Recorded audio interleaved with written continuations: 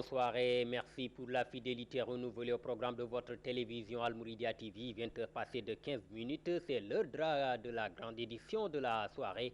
Voici le sommaire.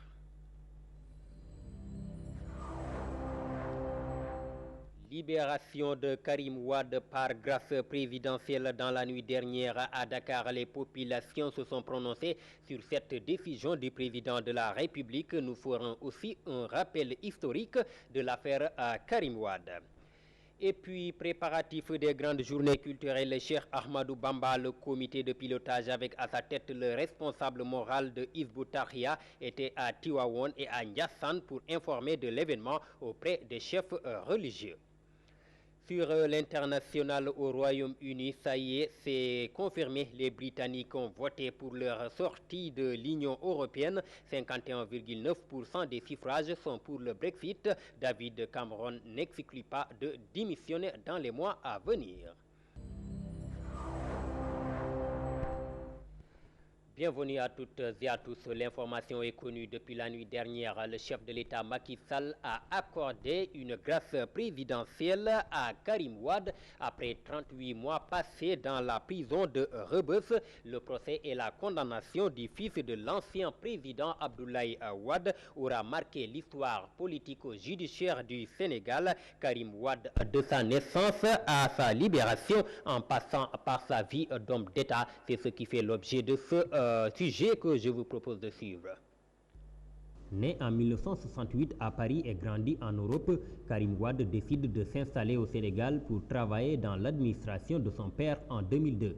Après plusieurs navettes entre Londres et Dakar, il est nommé conseiller personnel du président de la République, chargé de la mise en œuvre de grands projets tels que le futur aéroport international Blaise Diagne AIBD, la restructuration des industries chimiques du Sénégal ICS ou la mise en place d'une zone économique spéciale intégrée dans la capitale. En juin 2004, il est nommé président de l'Agence nationale de l'organisation de la conférence islamique ANOSI, avec pour mission de préparer et d'organiser le 11e sommet de l'OCI. Il crée en 2006 avec Abdoulaye Baldé l'association Génération du Congrès, visant à assurer l'adhésion populaire aux coûteux et grands chantiers qui bouleversent le paysage dakarois. Cependant, les travaux prennent du retard et l'opacité de leur gestion n'est pas du coup du président de l'Assemblée nationale Macky Sall, qui demande des explications à Karim Wade et le convoque en octobre 2007 devant les députés. La convocation est aussitôt annulée par Abdoulaye Wade et Macky Sall, candidat potentiel à la prochaine élection, se trouve désormais en mauvaise posture.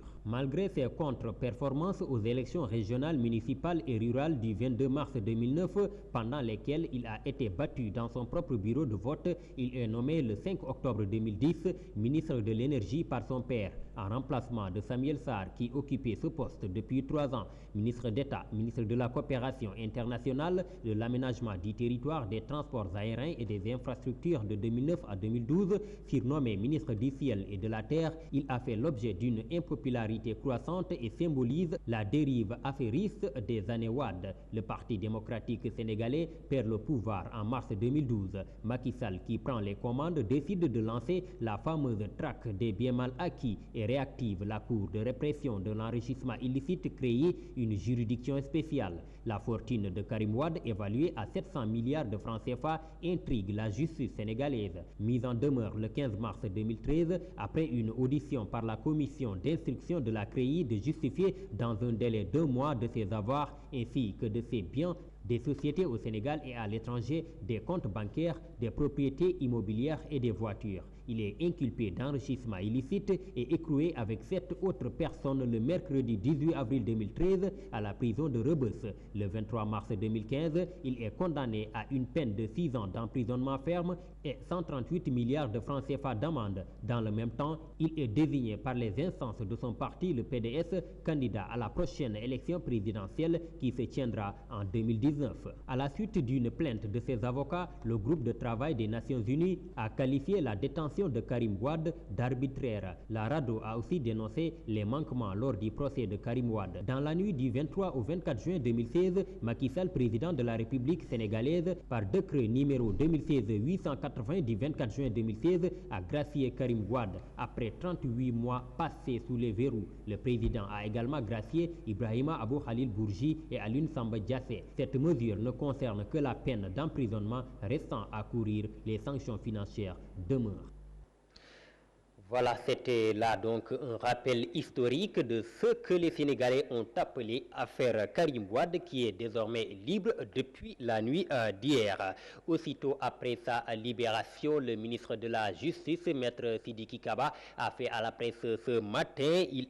Il a donc souligné que l'État du Sénégal va suivre donc le recouvrement pour récupérer ses biens. Maître Sidiki Kaba est également donc revenu sur les conditions de cette grâce. Je vous propose de l'écouter au micro de Cheikh Sall. Qui n'a été gracié, je pense qu'il faudrait retourner au décret de grâce depuis le président de la République Senghor. Chaque année, des citoyens de tous bords bénéficient de la grâce. Et il faut regarder ces décrets-là, il faut les compiler parce qu'ils sont dans le journal officiel, donc publiés. Donc nous ne nous retrouvons pas dans ce seul cas. M23, avez-vous dit, demande la libération des jeunes de Colobane. Je voudrais préciser qu'il y a eu un procès. Et ce procès, après qu'il y ait eu une décision de la chambre criminelle, ils ont fait appel. Donc manifestement, ils ne pouvaient pas, ces condamnés, faire partie de ceux qui peuvent bénéficier d'une grâce. Parce que la seule condition, c'est qu'il faudrait qu'il y ait une décision définitive et exécutoire. On n'est pas dans ce cadre-là. Il va de soi, lorsque la décision définitive sera prise, sans doute que le président de la République, saisi de la question, alors fera le meilleur usage de la demande qui lui sera adressée. Il faudrait préciser que l'agent judiciaire de l'État reviendra plus en détail sur les biens recouvrés.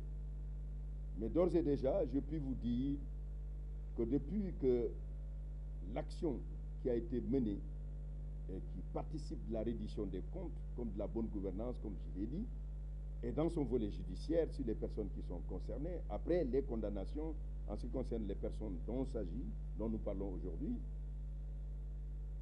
au moins 50 milliards ont été recouvrés. À ce jour, à Monaco, il y a une procédure. Si vous vous informez, vous verrez que l'État du Sénégal est en train de poursuivre. Le 27 juin, il y a une procédure à Paris d'exéquatur où beaucoup de biens sont saisis. Il s'agit de permettre à la justice française de valider les requêtes donc, de l'État du Sénégal. C'est un processus qui est en cours. Un point vous sera fait. Des milliards sont en jeu et déjà nous en avons recouvert déjà beaucoup. Voilà, c'était à l'instant Maître Sidiki Kaba, ministre de la Justice, qui réagissait par rapport à cette grâce accordée par le chef de l'État à Karim Wade. Et puis quelques heures après donc cette libération, les populations de Dakar se sont prononcées. Elles restent divisées sur la décision du chef de l'État. Je vous propose de les suivre dans ce micro-trottoir réalisé par Abdoulaye Diagne. Bon, tout à fait normal, il a fallu ça depuis fort longtemps. Donc, on dirait que le procès, c'est un procès politique. Donc, et enfin qu'il est libéré, nous sommes très ravis et que nous l'attendons aux élections prochaines. De ma part, je suis vraiment d'accord qu'on libère aujourd'hui Karim Wade parce que en réalité, il n'y a pas eu une preuve de tout ce qu'on lui reproche. Libération bi dal parce que amuma ci lu leer quoi ba léegi kenn amu askan bi amaguñu ci lu leer waaw parce que bëggoon nañu am preuve lan moo tax ba ñu libéré ko. Bon, nous étions préparés par le président même, mais je ne croyais pas aussi que ça serait aussi rapide que ça. Parce que je me dis, comme on dit au Sénégal, il y a une loi, une justice pour les pauvres et une justice pour les riches. Je me dis qu'on n'a pas besoin des preuves pour savoir que Karim Wade a dilapidé nos biens. Je n'ai pas besoin de preuves. bàyyi gi jàmm la ci réew mi maanaam xam naa ne jàpp naa ne def gi moom yéex nañ koo def war nañ koo def bu yëgg. Il n'y a rien de concret qui a été montré et la poursuite s'est juste arrêtée sur la personne de Karim Wade. Donc ce qui a fait qu'à un moment personnellement je m'étais dit que c'est juste une question politique. li ñu ko topp lépp daanaka preuve yu wóor yoo xam ne wax nañ ko loo xam ne nit ñi mën nañ cee teg seen kii nekku ci. Ce qui me dérange le plus là-dessus, jusqu'à présent on ne sait pas ce qui va devenir notre argent. On a parlé de milliards. Il a été libéré. Ils disent que oui, il a été libéré certes, mais il va rembourser. Mais il doit combien depuis qu'il a été en prison? Combien il a donné jusqu'à présent? Mais aujourd'hui, non seulement on ne nous a pas montré ces milliards-là qui ont été reprochés à Karim Wade, mais cette poursuite ne s'est arrêtée que sur la personne de Karim Wade. man daal damaa jaaxle soxna yi wax dëgg yàlla jaaxle naa trop nag. Voilà, c'était là donc une large fenêtre que nous avions consacrée à la libération de Karim Wade, qui a été donc gracié, il faut le rappeler, la nuit dernière par le chef de l'État. Aussitôt après, il s'est envolé en direction du Qatar, accompagné de Maître Madi Kenyan, son avocat et frère de parti. Voilà, nous ouvrons une autre fenêtre, celle des grandes journées culturelles Cheikh Ahmadou Bamba, prévues du 16 au 18 juillet 2016 à Dakar. Le comité de pilotage était à Tivaouane et Ndiassane. C'était pour informer les chefs religieux dans ces localités de ce grand donc événement qui sera organisé à Dakar. La délégation a été dirigée par Serigne Atou Diagne, le responsable moral de la Dara Hizbut Tarqiyyah. Nos envoyés spéciaux Cheikh Sall et Modou Thiam nous en disent un peu plus. 16e jour du mois lunaire de Ramadan, le comité de pilotage des grandes journées culturelles Cheikh Ahmadou Bamba, avec à sa tête le président, par ailleurs responsable moral de la Dara Hizbut Tarqiyyah, a effectué une visite très importante dans des foyers religieux du Sénégal. Première étape, Tivaouane, où le porte-parole de la famille Si, Serigne Abdou Aziz Sy Al Amine, a accueilli à cœur ouvert la forte délégation conduite par Serigne Atou Diagne avant de formuler ses prières pour une réussite totale de ses activités prévues les 16, 17 et 18 juillet 2016 à Dakar. ndaw yu mel ni yéen tabaarakallaahu ku leen am ci aw yoon sawar a dox ci biir kër Serigne Touba ku ñëw rek yilif leen noonu lay doxe noonu lay baaxe lu xew ñu jëli jëmm ju tedd ja taxawal murit yëpp man caa bokk man koo ginde ba la ñuy def setti loolu nag kon ñu ngi leen ci encouragé te di leen mébétal seen yoon yegg ba fa ngeen bëgg mu yegg fa. Des paroles qui rassurent le président du comité de pilotage. Une solidarité, une unité musulmane sans faille qui caractérise le Sénégal, qui lui donne sa force, c'est une cohésion. Le Sénégal, par cette unité, est un pays de paix. J'ai oublié de le dire à Cheikh Abdou Aziz que même normalement la jeunesse tidjane doit venir faire une exposition auprès de notre pavillon central. Et je vais me rattraper là-dessus, Inch'Allah Ta'ala. Après Tivaouane, la délégation s'est rendue à Ndiassane. Le khalife Mame Ahmed Bou Kounta se félicite du déplacement du responsable moral en personne pour l'informer de la tenue de ces grandes journées dédiées à Cheikh Ahmadou Bamba.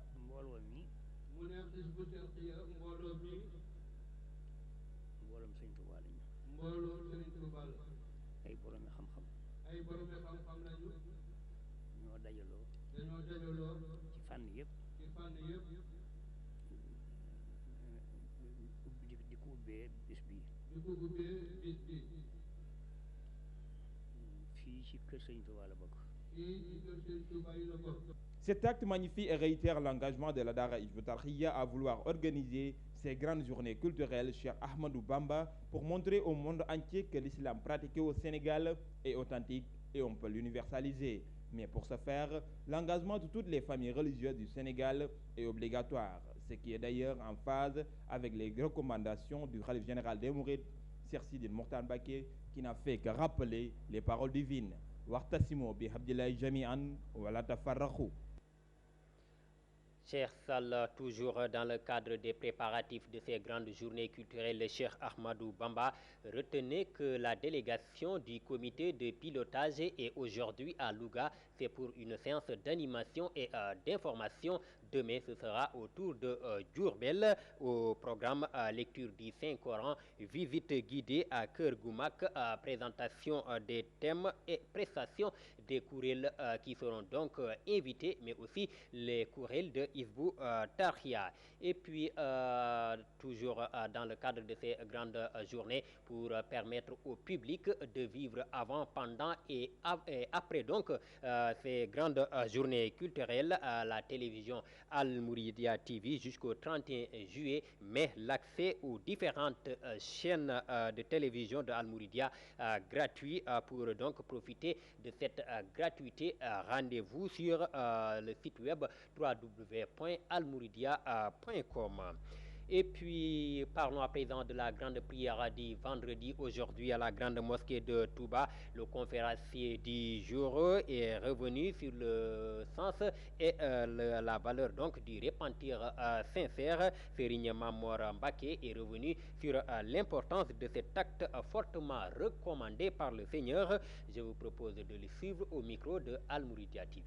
moo tax xokkamaa yi dañuy wax ne ku ñu wërsëgale ñant xamal ne xëñeefu la ñant. Les savants ont l'habitude de dire toute personne qui bénéficie d'une prière, il gagne en retour quelque chose, car c'est notre Seigneur qui a dit aux croyants, demandez-moi et je vous octroie. Toute personne qui se repent peut voir son acte être accepté, car Dieu est quelqu'un qui sait pardonner. À toute personne qui rend grâce à Dieu, celui-ci est en retour récompensé. Quand le croyant est véridique dans son repentir, celui-ci est accepté. Abdullahi ibn Mas'ud témoigne que le prophète Mohammed, paix et salut sur lui, a dit: est-ce que vous savez vraiment celui dont le repentir est sincère? Celui qui se repent et qui n'est pas dans le bon chemin et qui n'est pas parti à la quête du savoir, son repentir n'est pas véridique. Celui qui se répand et qui n'est pas prêt de suivre les recommandations divines est dans ce même cas. Celui qui demande pardon à son prochain et qui n'est pas allé vers lui, c'est du pareil. Celui qui se répand et qui ne change pas de comportement, son repentir n'est pas véridique. ko tuub te soppiwul aw doxinam da ko tudd koddaay ak wattay waaye soppiwul aw doxinam ci melokaan nañ xam ne tuubut. Nous restons toujours avec le conférencier à la grande mosquée de Touba, Serigne Mamor Mbacké, est aussi revenu sur 5 éléments très recommandés aux musulmans par l'islam et à qui donc on demande aux musulmans d'accomplir très vite. Je vous propose de suivre. Il y a de ces précipitations 5 choses qui n'ont pas de lien direct avec Satan. Ces choses sont les suivantes. Il est recommandé de le faire très vite. La première, une personne qui a rendu l'âme, il est préférable de l'enterrer très tôt. La seconde, la fille qui est en âge de se marier, le faire très tôt. C'est ce qui est recommandé par l'islam. La troisième, une dette doit être payée le plus vite possible. La quatrième, commettre un péché, se repentir le plus vite, c'est ce qui est souhaitable. Et la dernière, la 5e chose, donner à manger à un hôte ou un invité le plus tôt que possible. Voici ces 5 choses qu'on recommande dans la religion musulmane de le faire très vite. Nous tenons d'Abu Rabil, que Dieu l'agrée, toute maladie a un traitement, mais le traitement du péché, c'est le repentir envers Dieu. Venons-en maintenant à notre reportage Ramadan. En ce mois béni, la résidence du Khalife général des Mourides, Serigne Cheikh Sidi Mokhtar Mbacké, refuse du monde. Plusieurs familles y convergent pour apporter des repas communément appelés ndogu, qui sont donc destinés à la rupture du jeûne. El Hadj Adama Mbodj et Issa Pouye se sont entretenus avec Serigne Bassirou Mbacké, Ibn Serigne Cheikh Thioro Mbacké, qui est donc revenu sur l'organisation de la distribution de ces ndogu. Reportage. Des repas pour la rupture du jeûne ou ndogu en ce mois béni de Ramadan battent leur plein à la résidence du Khalife général des Mourides, Serigne Cheikh Sidi Mokhtar Mbacké à Tanim. Il est 17h, les disciples commencent à venir dans des convois de voitures hétéroclites. Le portail du domicile resté grandement ouvert, ils y entrent avec des bols remplis de mets. Ils sont accueillis ici par Serigne Bassirou Mbacké ibnu Serigne Cheikh Thioro. ma am ndigal nag ci Serigne Sidi Mokhtar sunu waajur mu teg ñu fii doxale ñu digganteem ak Baye Fall yi ngir ñu mën leen a recevoir. C'est le Khalife général des Mourides Serigne Cheikh Sidi Mokhtar Mbacké qui m'a ordonné d'accueillir ici les Baye Fall de la plus belle des manières, comme le faisait Cheikhoul Khadim. J'effectue ce travail avec quelques disciples et mes frères pour une bonne organisation des ndogu destinés à la rupture du jeûne. Ceci permet de donner à manger aux gens qui viennent ici, car c'est ce que le Cheikh recommandait en ce mois béni Ramadan. ndax daa nekk borom njariñ boo xamee ni amul benn lor ba képp ku ñëw ak soxla boo mën a am rek incha allah sëñ bi dana la ci defal li nga xamee ni mooy na ci yàlla. Selon lui, ces repas viennent de la famille de Mame Cheikh Ibra Fall qui perpétue les traditionnels ndogu Baye Fall. ndax ndog yi bari na fépp lay tasaaru nii muy ñëwee fii itam fii ci nga xamee ni fii mooy Tanim noonu lay demee itam Guy Mbind. Les ndogu Baye Fall arrivent ici à Tanim en quantité suffisante. Et c'est ainsi qu'on les amène à Guy Mbind et dans toutes les maisons de la famille de Cheikh Ahmadou Bamba. Ils viennent de toute la famille de Mame Cheikh Ibra Fall. La quantité augmente les jours de Kounté et de vendredi, car ce sont ces moments que Serigne Cheikh Khady de Diourbel apporte lui aussi sa part.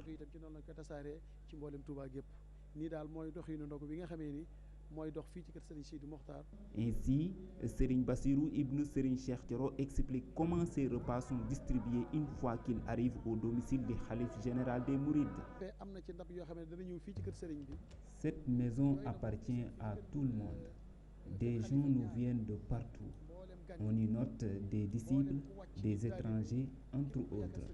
Nous leur devons réserver un accueil chaleureux. Donc, nous leur distribuons ces ndogu pour manger à leur faim, car personne ne doit avoir faim dans cette ville sainte de Touba.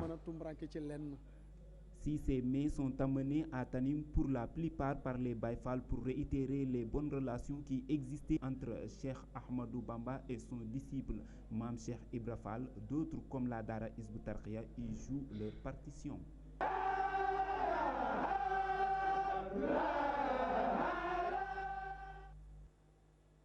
El Hadj Adama Mbodj. En plus bref, l'association islamique pour servir le soufisme compte organiser une série de conférences qui sont prévues ce week-end dans la ville sainte de Touba, qui seront donc animées par d'éminents savants. L'appel du Khalife général à l'unité des musulmans est un thème important qui sera donc traité le dimanche à Dar Houdous.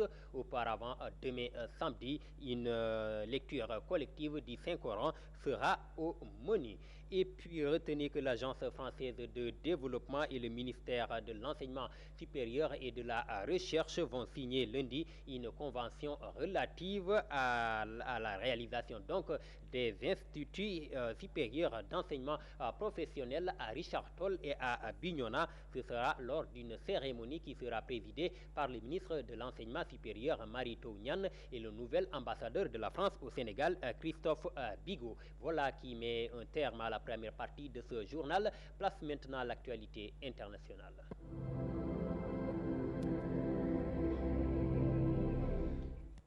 Une actualité internationale que nous démarrons au Royaume-Uni. Victoire du Brexit à la suite du référendum d'hier. 51,9% des Anglais ont voté pour la sortie de la Grande-Bretagne de l'Union européenne. C'est un désaveu pour leur Premier ministre David Cameron qui a annoncé ce matin son intention donc de démissionner de ses fonctions d'ici octobre. La participation au scrutin a été forte avec 72,2% selon le chiffre officiel. Les conséquences se voient déjà car c'est le choc pour les bourses mondiales. Les bourses de Londres, Paris et Francfort ont plongé à l'ouverture.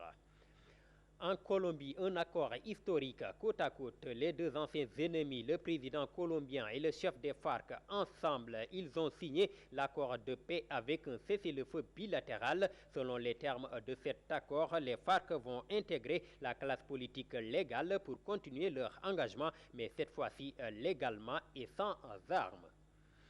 Allemagne, scène de peur hier soir autour d'un complexe de cinéma à Veruhen, dans l'ouest de l'Allemagne. Les forces d'une unité d'élite sont intervenues après qu'on ait signalé la présence d'un homme masqué et armé dans le bâtiment. Plusieurs personnes ont été retenues en otage avant d'être libérées, toutes saines et sauves. L'assaillant, lui, a été abattu par la police. On ignore encore son identité. Pour terminer, 500 migrants ou 5000 migrants ont été secourus en Méditerranée ce jeudi au cours d'une quarantaine d'opérations grâce à l'une d'elles menée par les organisations non gouvernementales Médecins sans frontières et SOS Méditerranée. Plus de 130 sont secourus après avoir quitté les côtes libyennes à bord d'une embarcation de fortune dans l'espoir de rejoindre l'Italie. Après plusieurs jours de mauvais temps, de nombreux voyages ont été enregistrés la journée d'hier.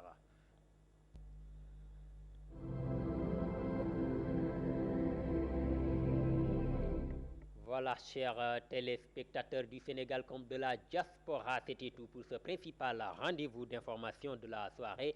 Retrouvez un peu plus tard dans la soirée à 22h30 Mamoudel Bokoum sur ce même plateau. Ce sera pour la version Wolof. D'ici là, restez avec les programmes de Al Mouridia TV, la première chaîne de télévision IP du Sénégal. Excellente suite de programmes et bonsoir à toutes et à tous. Le journal.